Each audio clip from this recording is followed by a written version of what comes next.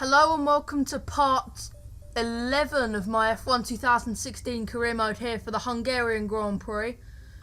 I think we're going to go with the balanced tyre allocation, and we've got an R&D event. Hey, good to see you again. The factory sent over the parts that were looking good on the rig. They're being fitted as we speak. Have a look at the report.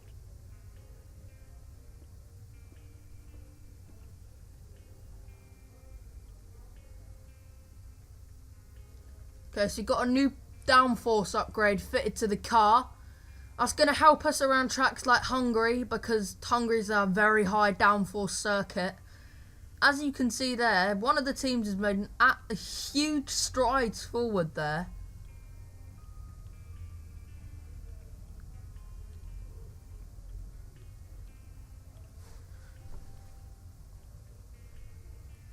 When I mean huge strides, I mean absolutely enormous.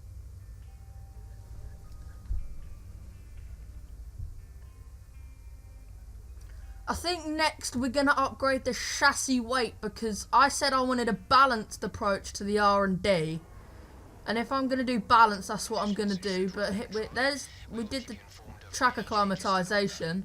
Almost got purple for everything apart from 2 gates.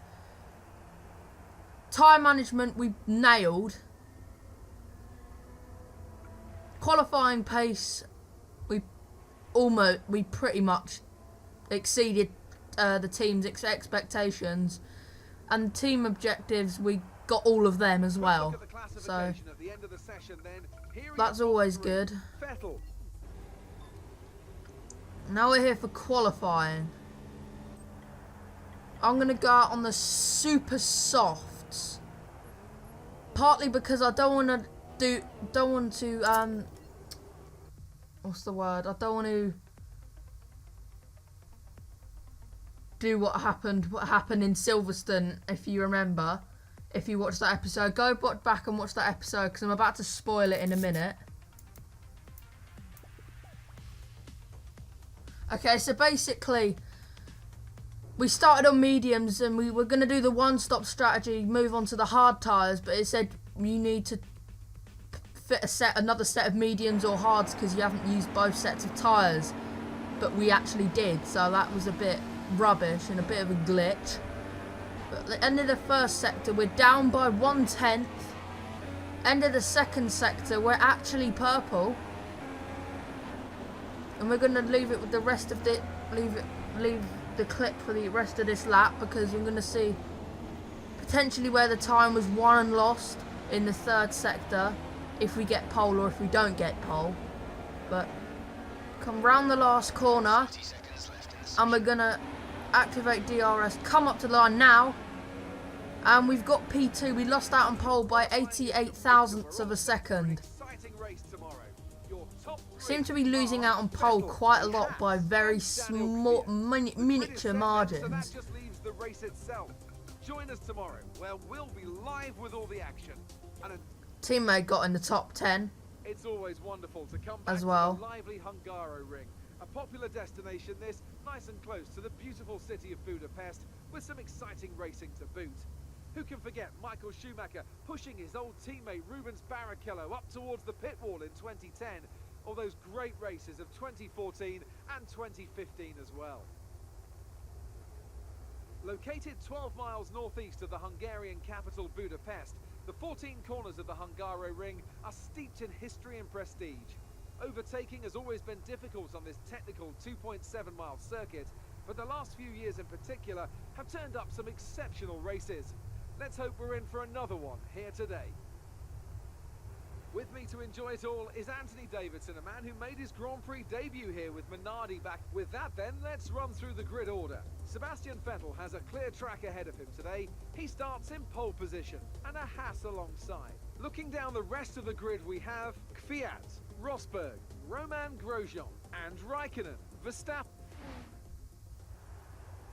Okay, so the race strategy says 2 stops going from the super softs to the softs to another set of softs, but the 3 stop says super soft, super soft, super soft, soft. But we're going to edit that strategy. We're going to use all 3 tyre compounds, because I feel like if we end up in a battle, our tyres might blow up before we reach the end of the stint. So that's why I'm going to go with the medium tyres, despite the fact it says it's going to be slower, but I doubt it will be.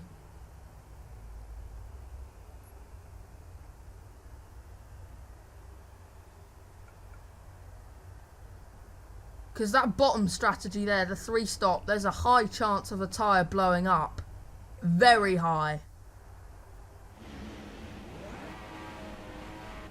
So we settle for the formation lap, but now you join us on the grid now. 4 lights, 5 lights, and away we go for the Hungarian Grand Prix. We've got a fantastic start. We're going to get in the slipstream of Sebastian Vettel, and we're going to go up the inside. Brake very late, not very late, quite late. We're now first, and we pulled away slightly there. We're just going to get all that move on the replay there. So we just go up the inside of Vettel there. He runs very wide. But now cutting to the end of lap 3. Sebastian Vettel was right there. He's been so really near us. Very close in these last few laps, but as you can see by the proximity arrows, he's right up our gearbox and didn't get the move done there. So we've kept the position, which is good. Now cutting onto the lap 4, lap 5, and it seems as though the Mercedes are right behind Vettel as well, but we forced the brake very late, taking a lot out of our tyres. So this is why I committed to going with the super soft medium, but Vettel comes back at us yet again. We go to the racing line and he's still there. He squeezed us out fairly, and Vettel's got us for P1 there. Now we're going to have to defend from the one of the Mercedes at least, but seemed to gain a lot on the AI through that corner, but we're going to get in the slipstream of Sebastian Vettel. We're potentially going to go up the inside, but no, we decided not to because the gap was closing. But Vettel comes into the pits. Very interesting decision from Ferrari there, but we've got a DRS, which could be crucial because if we gain enough time from this DRS and have a good in-lap, then we could be on for we could jump Vettel, but we stayed at 2 laps longer. We brake there for the pit lane limiter, but I'm pretty sure we slightly sped into the pit lane there, unless we nailed it as we came into the pits, because I could just see red, not green, on the pit limiter. So I'm assuming we sped in and stopped it dead on the pit limiter line, that could also be crucial because you gain valuable tenths by braking as late as you dare into the pit lane. But seems as though Vettel had an amazing outlap, but we went up the inside of the McLaren, and it seems as though he ran himself out of road. But we've got DRS on the soft tyres now, and we've got the Mercedes now another McLaren ahead of us now. Maybe we did jump Sebastian Vettel because he's gone onto the medium tyres, but we're on the softs. As we go up the inside of the McLaren there, he runs wide yet again, and we're just going to get that move on the replay there. So we went up the inside and he just ran himself out of road really, and we've got the Ferrari all over us again. It's going to go up the inside. We're going to brake very late. We're going to try and get the switch back. No, we're going to try and hang it round the outside. I think the Ferrari's going to have DRS, which is going to drag him along as well. But we keep the inside line, which is crucial in defending a position. And we kept the position. So we're just going to get that on the replay. Yeah, we just defended that position pretty nicely, but Vettel's coming back at us yet again. We're going to commit to the racing line. He goes up the inside, turn in. Almost touch our rear tyre there a couple of seconds ago, but that was very close to potentially a puncture because of the simulation damage and how brutal it is. But coming onto the pit straight yet again, we just can't seem to shake off Vettel here. He seems to have insane pace on those medium tyres, and generally in this race so far, his race pace is very good. But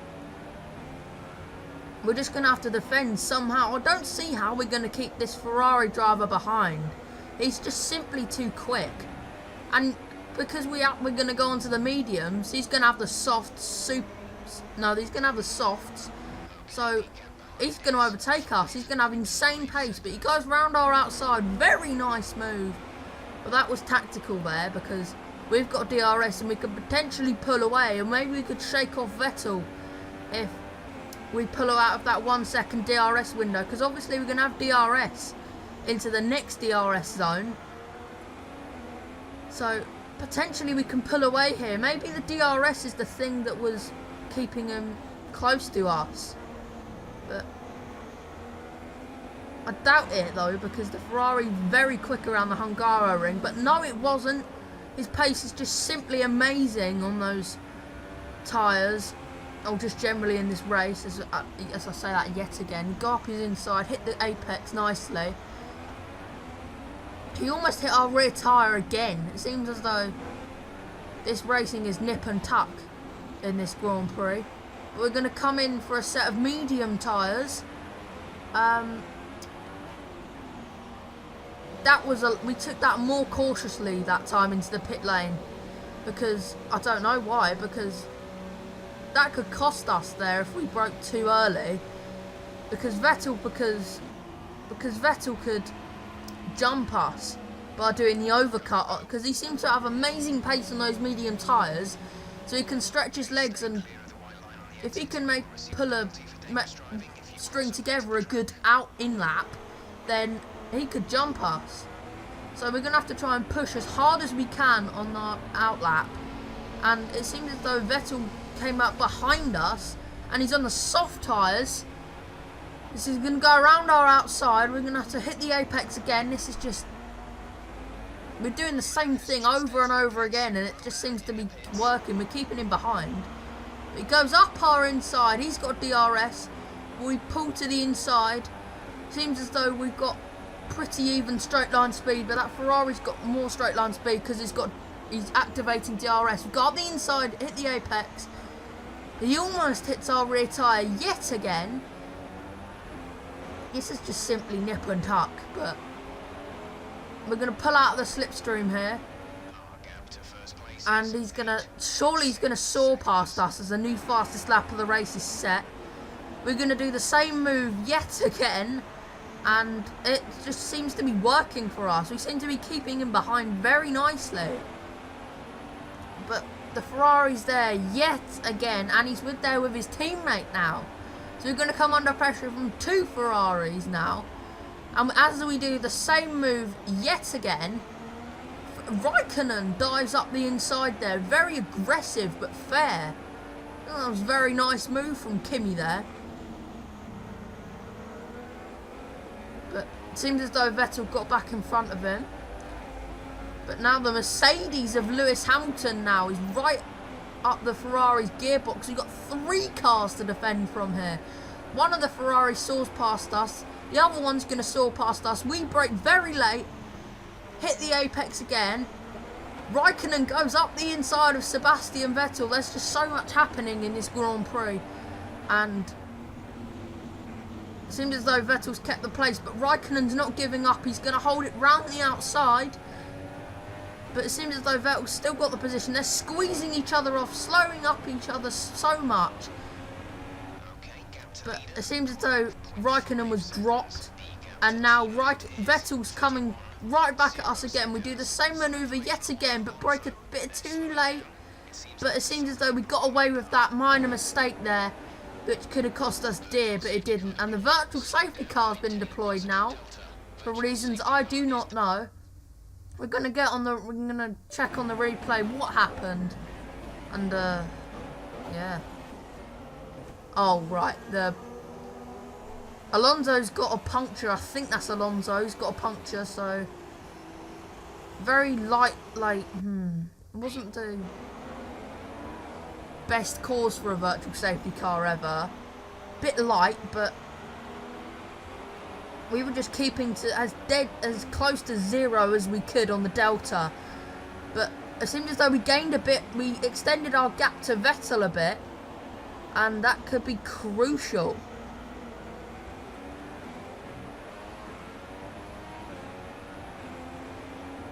But he's right there, if you can see the proximity arrows.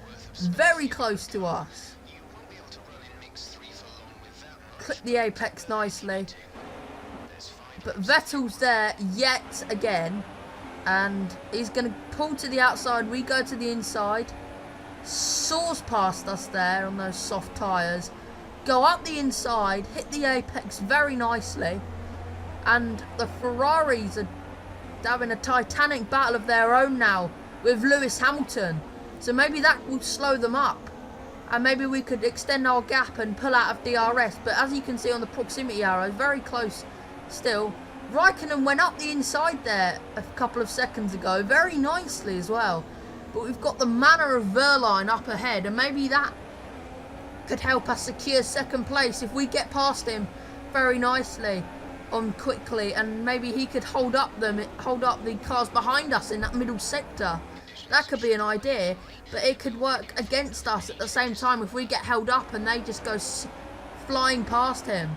But we go up the inside as early as we could, and yes, they seem like they're being held up there by Verline and in the manor, and it seems as though that could be curtains for them trying to get second place in this Grand Prix.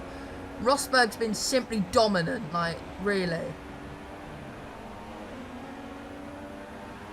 Gap went up from 0.5 seconds to 2.5, so they lost 2 seconds behind Verline. But we didn't see them for the rest of the race. We maintained that 2.5 second gap, come across the line for second place. Good job, you did really well. Super driving. Making up for that British Grand Prix Brilliant stuff. that we were winning, but That's another historic got win. screwed over by the game. Anthony, what do you think made the difference here? So as I say that, we can see the drivers The podium coming out now to collect celebrations, their trophies. as you can see It's there, yet we're more on the silverware to take second back to highest their step. base, Brackley, I hope to after maybe another increase that to excellent the Grand highest Prix. step at the next race. But Hockenheim's the next race actually, so pretty much half distance. Oh no, this is half distance, but And after so it's this the round of first the World Championship, proper race. here's how It's the things first look race at the that's going to be in the drivers' second table. half of the Leader at top has season. come down after a And, poor result for our points yeah. leader. Moving on to the driver of the day then. Anthony Davidson, who would you go for? Oh, well, it's got to be Lewis So Lewis Hamilton got He was driver fast, of the day. decisive, everything you'd want from a top-class driver. On to the constructors then. That Mercedes could- have extended their lead at the top of the standings. He's got driver of the day in a lot of these races. I remember him getting it in Canada, but driver standings, we stay where we are. So it must have been a solid race. Constructors, we stay in third. So I didn't think our Grand Prix was that good for the team, obviously. I don't think Grosjean did particularly well, but seems as though we maintained third. Resource points. Winning the rivalry. Extend that driver position to absolute maximum. So we have enough points to upgrade the chassis weight now. That's going to benefit us, maybe potentially massively. So we're going to upgrade the chassis weight there. But like for more, if it really helps me out and lets me know if you want to see more of this career mode. Subscribe if you're new, and so you can join me on this journey. And yeah, goodbye.